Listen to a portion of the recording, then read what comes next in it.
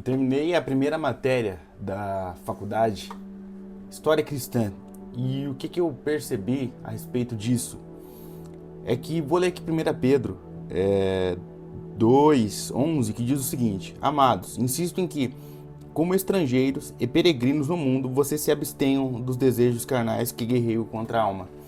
Cara, o que isso quer dizer e o que eu vejo na história toda do povo de Deus, que agora a gente se inclui, né? Que a gente é exilado. Desde quando o pecado entrou nas nossas vidas, a gente é exilado. O que é exilado? A gente está dominado por outro povo. O povo de Deus, um dos maiores exílios que estiveram, foi da Babilônia. Eles foram pegados como escravos para trabalhar para os babilônicos e foram exilados. Exilados ali a ponto do quê? De perderem a identidade. De perderem a identidade porque tinha uma cultura em volta deles. Eles estavam sendo dominados. A parte menor era eles e a maior era da Babilônia. E assim acontece com a gente, de modo geral, no mundo todo. Nós cristãos, a gente é bombardeado por uma cultura que quer tirar a nossa identidade de cristão, quer fortalecer a nossa carne, quer nos colocar distante de Deus.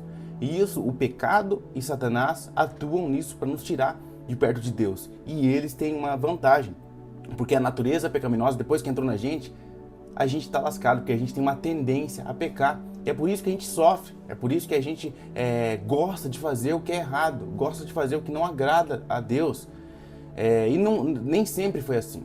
Lá no Éden, Adão e Eva, eles não tinham essa natureza, essa tendência pecaminosa. Mas depois que o pecado entrou no mundo, a gente não vai vencer essa guerra. A gente não tem a livre vontade de escolher entre bem e o mal. A gente vai escolher o bem, a gente vai escolher a nossa carne. E essa vontade que a gente tem de fazer o bem, é o Espírito Santo, que entrou nas nossas vidas através de Jesus.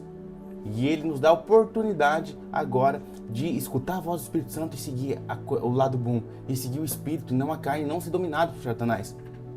E o povo naquela época estava perdendo a identidade deles, a ponto de perder quem eles eram, de perder a identidade de que eles eram filhos de Deus e eles foram criados para adorar a Deus. Porque a nossa verdadeira terra é com Deus Pai, não é no lado do pecado.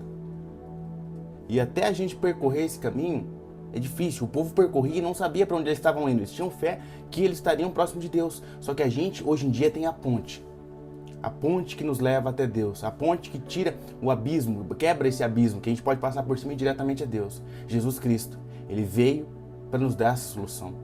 Ele morreu pelos nossos pecados, para que quando Deus olhasse para nós, não olhe a sua vida pecaminosa, mas ele veja Jesus Cristo. Então o que nós temos que fazer?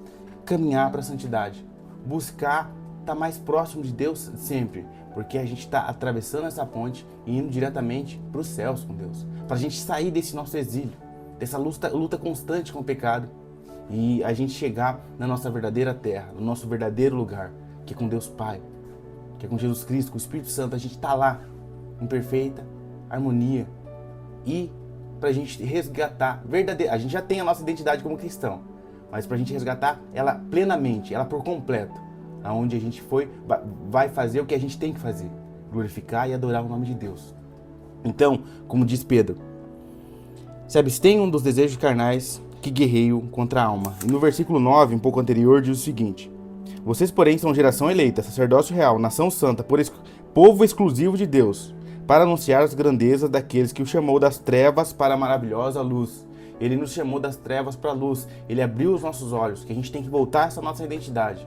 Então, se aproxima de Deus, cara, para você realmente saber o porquê você foi feito, para você realmente ser liberto de verdade. Porque sem Deus a gente não é liberto, a gente é escravo do pecado. Amém? Essa é a minha reflexão. Um beijo.